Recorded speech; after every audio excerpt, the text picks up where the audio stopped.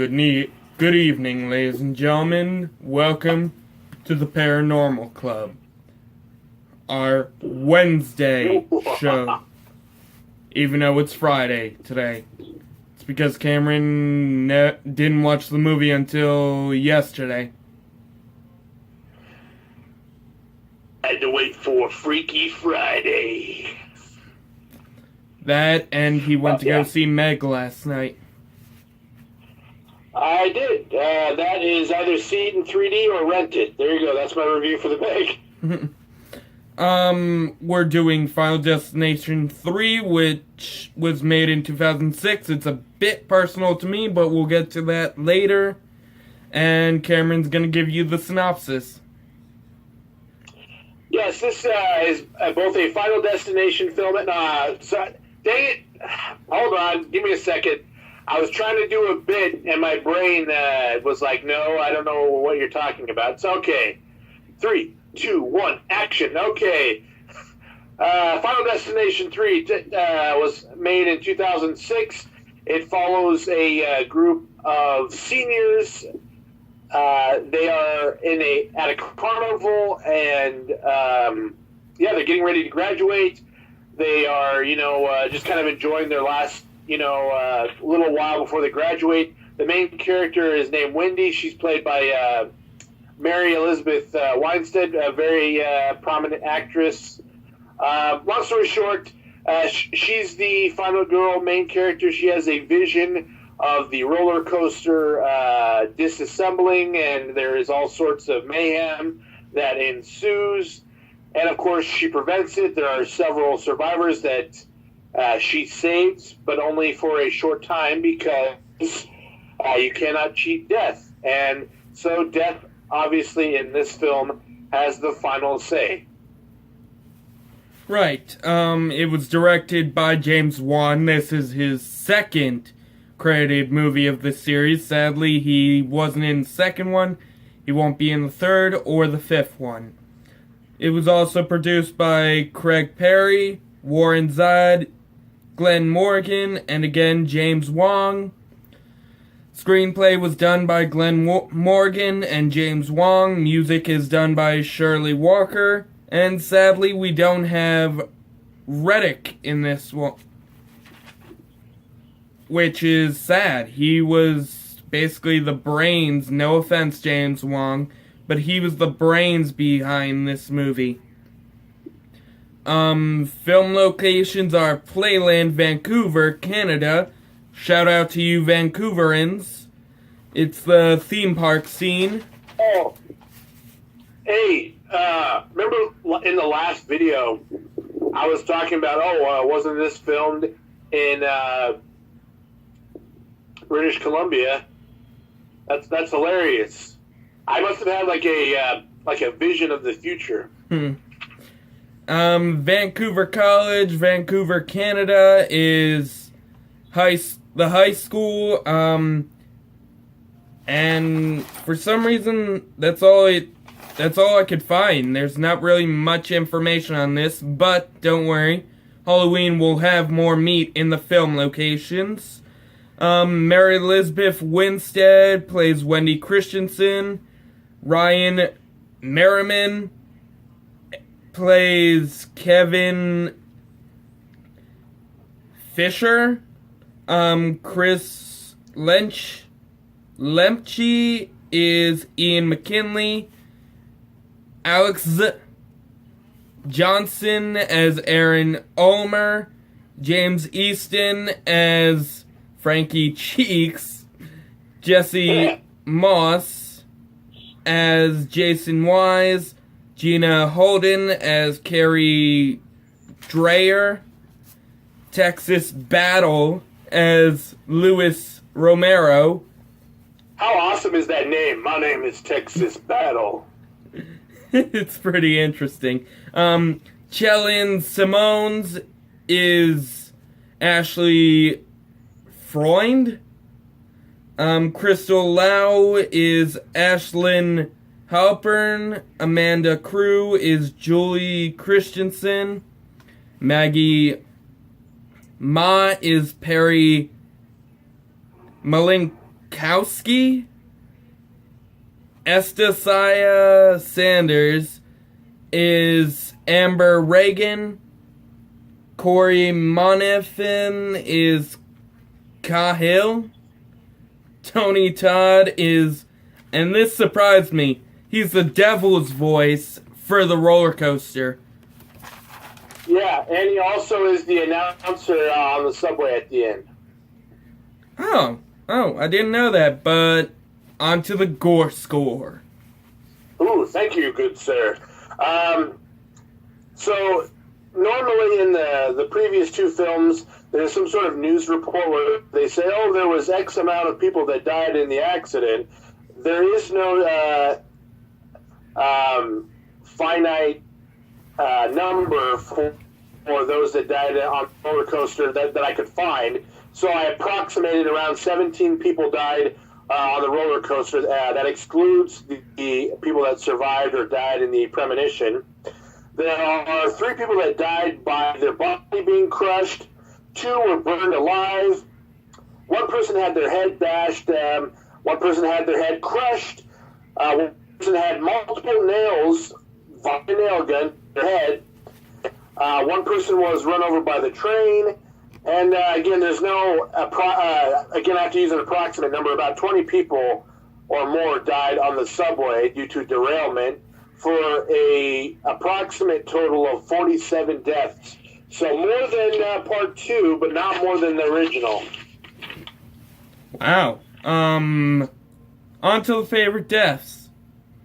Personally, for me, and this is surprising, after watching each death carefully, Frankie Cheeks dies by car fan is actually my favorite for this movie. I mean, it was so brutal, and the whole lead up to it, and there's actually a little Easter egg in there from the last movie that I will get to later on, but yeah, I think this one actually got the brutality level a little higher for me than most.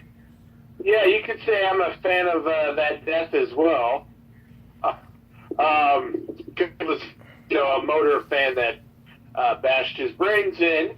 But yeah, I agree with you. The whole setup to it was incredible. And what made it more interesting, more than usual in the Final Destination series was the misdirection. We think it's the main 2 characters that are the target. They get their truck basically wedged between the restaurant and another truck that backs into it. And there's this great action sequence, and there's a lot of tension, and we're all worried about them escaping, and then the misdirection, and then Frankie gets that motor fan back. Right, and actually, if you read the books, there's actually a whole story on that truck that ends up killing Frankie. Honestly, I don't remember because I haven't read the synopsis and the differences between the book and the movie in a while, but I believe the cause of the truck moving was a safety brake knocked over by something. I think it's... My God, I'm blanking out on that story. That's okay. Can we, for just a moment, let's honor Frankie for a moment. Yes, are you playing some music? I have no music. All Frankie wanted was just, some boobs, and, he was a thirsty gentleman. He just wanted his thirst quenched. And, there were boobs in this film. I didn't include it in the gore score, but there were 4 boobs. And unfortunately, he had, he did not get to see them. Yeah, he was the hugest pervert. But, so you agree this is the best kill of the movie? Or do you have a favorite? I think the whole sequence was great. I agree with you that it's the most cinematic kill in the film. Definitely the best. I guess I have an honorable mention. I think, yeah, we both agree Freddie Cheeks, number one. My number two would be, I forgot the guy's name, the goth guy, his girlfriend got killed Ian. with the nail gun. He gets crushed, but only half of his body. So in Final Destination 2, we see a young man just completely liquefied by a pane of glass. And this guy, something similar happens to him, but only gets like half of his body. So there's half of his body like twitching next to it. It's pretty great. Yeah, goes out with a middle finger. I love that. Yeah. Least favorite, honestly, was Wendy gets hit by a train. I mean, we all saw it coming. We all knew it was gonna happen, but just the impact was so meh. And, I mean, we don't even get to see the impact of the train and her body. And at the end, it just cuts out. I mean, yeah, we know what's gonna happen. They're all screwed anyway, but no. I mean, again, they end it with a cutout. Compared to Final Destination 2, this was a huge letdown. Well, and speaking of the previous film, this film was more successful financially. It was very, very popular, and Wendy was very well received. And I think they did a disservice to killing her. She could have been the next final girl for this series, and I don't know if it was a contractual thing but if it turned out that they just wanted, they just put it in the script, I think they kind of shot themselves in the foot, because I think we all would have been down to see Wendy again in a sequel. She was, a very interesting character. The actress, she's beautiful, and she knows how to give a good performance. But one thing about that train derailment, this is the first time in the franchise where there are two separate premonitions. So there is the roller coaster initial accident, and she has a premonition, and then she has a second one before the train, which we usually only get one. So it's something new to the franchise. Which is going to be a huge part of the next movie, if I remember correctly. Huh. Most gruesome death. Lewis gets his head crushed. I mean, yeah, there was a build-up. I mean, I think the version I watched was a bit, cut down. I don't think I had the original version you get to watch on demand. But it just, I mean, at least we get to see the exact thing happen. I mean, those two weights just crushing his head. I mean, I wish they'd at least given us a slow-mo of his head getting smashed so badly. Yeah. I don't know. I think that girl in the hardware store, that nail gun, I mean, the number of times, and it must have been brutal. Like, she got like probably 6 to 8, nails just right through the head, just doof, doof, doof, doof, doof. Yeah, but you look at her face and you see all those piercings, so you gotta think, and that's nothing compared to all the pain she had to go through, and plus, I'm pretty sure she was dead by the second nail. Yeah. Well, what I mean is, she probably felt it more than, the guy. I mean, his head being crushed was probably instantaneous, so. And plus, he was killed in his prime. I mean, his last words were literally, "Ah!" And then, bang! It just, I guess you couldn't even call those words, but, I mean, well, yeah. I guess It's kind of. Oh, go ahead. I guess technically his final words were, I just win! I told you, Kevin! I just win! Yeah, did it remind you of that scene in the original with the train, where he's like, I'm gonna die, you're gonna die, you're gonna die. Oh my It reminded me of god. that, but like in the reverse, where he's like, I'm not gonna die, I'll win. Oh my god, yeah, that was so reminiscent of that. You just brought that to my attention. I mean, all these times I've watched that, and I couldn't even think that it was so reminiscent of Billy getting killed after all his boasting. I mean, God, these guys are idiots. Yeah, somebody's gonna die. If Randy from Scream were reviewing the Final Destination films, he would add a rule that someone's about to die if they declare their immortality. If they're like, I ain't gonna die, it's like, yeah, you're dying next. Right, onto the notes. Again, Jeffrey Reddick doesn't come back. There wasn't much information on that, but it was a sad part. It was made to be a standalone sequel. I mean, it wasn't supposed to have anything to do with the second film, except for a reference that I'm about to bring up on the next page, but just... Yeah. I can open the door with the boys.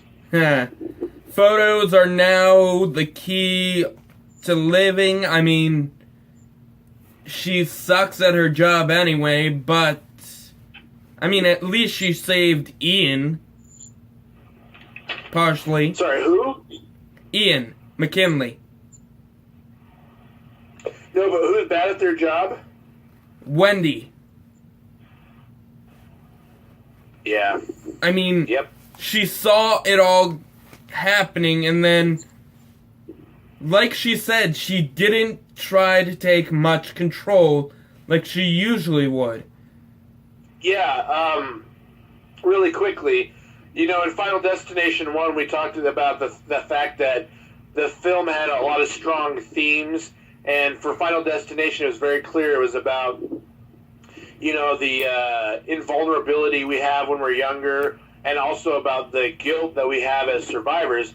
In Final Destination 3, it's very clear that Wendy has a fear of losing control, and the roller coaster is the perfect allegory to that, because you have no control on a roller coaster. It's a set, fixed track, and you just have to buckle in and endure it. So it's some really smart writing on their part, I believe. Are you basically trying to get at that all those deaths were basically one big roller coaster? Well, no, there's no lead up or punchline to a joke. There's no lead up to punchline of a joke. But yeah, I think it was smart that the method of her death, or what could have been her death, symbolizes a lack of control, because there is no control at all on a roller coaster. You just go through it, you experience it, and there's no way to change directions or pull back. You just go through it, and so it makes sense that her character would not want to get on something like that, because it symbolizes the very thing that she's scared of. Right, and actually it's funny, I'm pretty sure Death learned its lesson from the second movie. It's not pulling any punches this time. There is literally no way for any of them to have been able to get out of that, other than Ian not getting killed by those wooden poles or boxes, but then there's Julie, who actually all the efforts to save her fail at the end, but she survives by the sword. Ah, yes. We learn Kimberly and Thomas's death in a newspaper, actually. I think it was either in a deleted scene or... Actually, if I remember, I've seen it in the movie before. It's a small clip before they take you into the train. It shows a newspaper clipping that says that Kimberly and Thomas die by malfunctioning wood chipper, which, again, it doesn't let us see any kind of sequence or scene for it, so basically, thanks, writers, you couldn't have writ that in. I mean, screw Brian's death, showed that at the end of Final Destination 2. Yeah. Also, you know what would have been a way better way to end Final Destination 3 is for,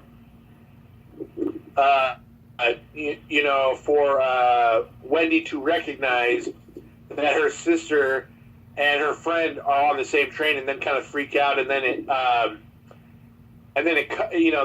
cuts out. So we're left wondering, oh gosh, is it going to happen again? What's going to happen? They're all there, you know. And then in part 4, you have somebody else having the premonition, and then the story passes on, but it's connected, you know. It keeps it interesting.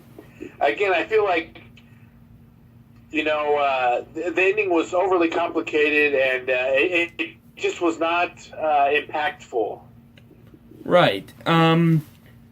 It was actually originally named Cheating Death Final Destination 3, which I can see why they changed that name. I mean, nobody cheats death in this movie except for Julie. And that's by coincidence of a sword being nearby. The first scene is inspired by the Big Thunder Mountain Railroad incident at Disney that one time. That guy that got crushed by the front of the train. Favorite songs: Love Train by Tommy Lee. Turn Around, Look at Me by The Lettermen. And Love Roller Coaster by the Ohio Players. Of love. Ooh, ooh, ooh. All right. Not premonition heavy like the second film. Oh, here's that hidden side to this movie. The Easter egg that I noticed. It's the same truck from Final Destination 2 that traps, Kevin and Wendy in that position between the truck and the fast food restaurant. It's the same truck with that guy who says, drink responsibly, and he's drinking the beer right before the car crash. Oh. And I bet you that is actually the same guy. Might not be the same truck or a different truck from the same company, but Yeah. I'm hoping it's the same guy. And he was probably drinking again. Probably. I mean, I'm pretty sure he even didn't have the parking brake on his truck, so that's why it backed up.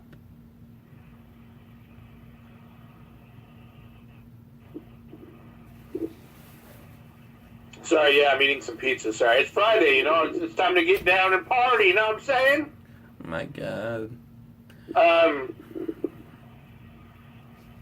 Yeah, I don't know about that cheating death thing. I mean, cheating death, yes, is part of Final Destination, but as a title, I don't know, it just sounds a little wonky. Cheating death, Final Destination. It doesn't have a flow to it. So. Right, and I'm pretty sure that's why they got rid of the title. And actually, as I mentioned in the last video a bit, I didn't really go into it that much, but this movie is pretty scary to me because I literally work on a roller coaster, and watching that roller coaster scene, my God, it just kept on giving me chills. All I could think is, oh my god, they should have checked that hydraulic. Oh my god, no one paid attention or stopped the train on the lift before that guy, if they saw someone with a video camera. This all could have been avoided if those ride attendants actually did their job. Oh my god. Yeah, they give ride attendants a bad name, huh? Yeah. Yeah, no, I hear you. Yeah, there are obviously would have been protocols, rules in place for those types of things, and so. Right. And actually, I think I think I've heard this before, but for the roller coaster, they actually did it backwards, the whole scene, just so they could piece it together, so they could get the roller coaster movements correctly for the film. And I think the video I watched on it used Magic Mountain to one of their roller coasters, to master the art of perfecting a roller coaster during the movie sequence and figuring out how to cause a crash or different scenarios for said roller coaster.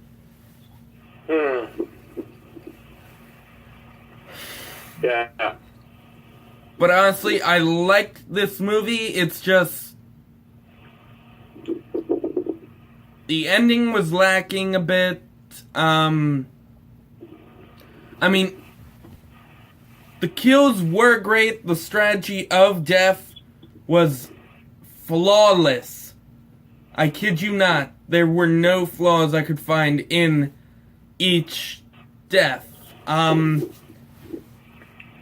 And we had a pretty good cast. I mean, we had the douchey pervert. We had the two bimbos. We had the jock. We had the two goths. And we had the friend and the final girl and her sister. Yeah, it was a fairly well-rounded, cast of characters. And even though they were a lot more enjoyable to watch. I think part of what made Final Destination 2 a little lackluster was that, at least for me, I just didn't really care about any of the characters really, except for Clear. I didn't really care. I was like, all right, well, if you're gonna die, get on with it then. But with this film, I cared a little bit more. Like, I wanted Wendy to survive. I wanted her sister to survive, and several others. So, it was a little bit unfortunate that they didn't. So.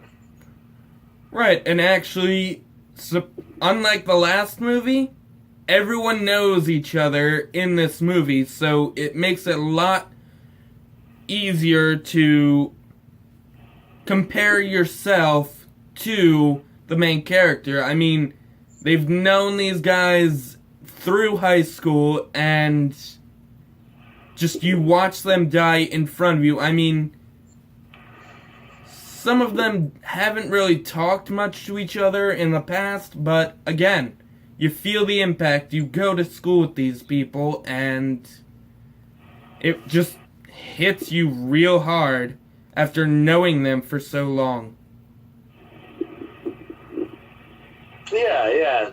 That's why it's, it really is unfortunate that Wendy, basically, there was a second incident, and it not only takes her and the other two survivors, but a whole host of other folks. And it's really unfortunate. And her new friend from college. Yeah, the new couple that, yeah.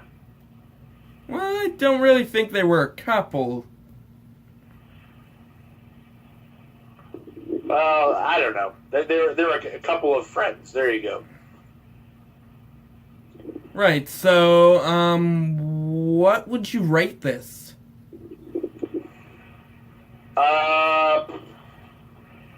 It's a good film. I almost want to say it's better than the original, but there's just a few things holding it back, as we mentioned. You know, the ending was a little bit lackluster. I think I gave.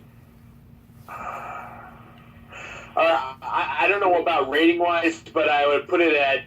I'd put it at the second best so far. I still think number one holds the top spot, and then number three, and then number two. Okay, and don't worry, guys. We will be back on schedule next week. We will be doing The Final Destination, which I believe was supposed to be the final chapter, which we all know never works out for horror movies. Yeah. Even though technically the next one is supposed to be a prequel, and so yeah, we'll see you guys next week. Any final words, Cameron? No, just enjoy life while you can. You know, you can't always be in control of things, so sometimes it's just best to strap yourself in and find a way to enjoy the ride. Right, and look out, because there might be someone right behind you. Ooh. Boom, song reference. If you guys don't know that, go listen to There Is Someone Behind You. It's one of the great songs in this movie, and we'll be starting the Halloween series on Monday. We will see you guys then, and good night, everybody. Good night. And enjoy your life.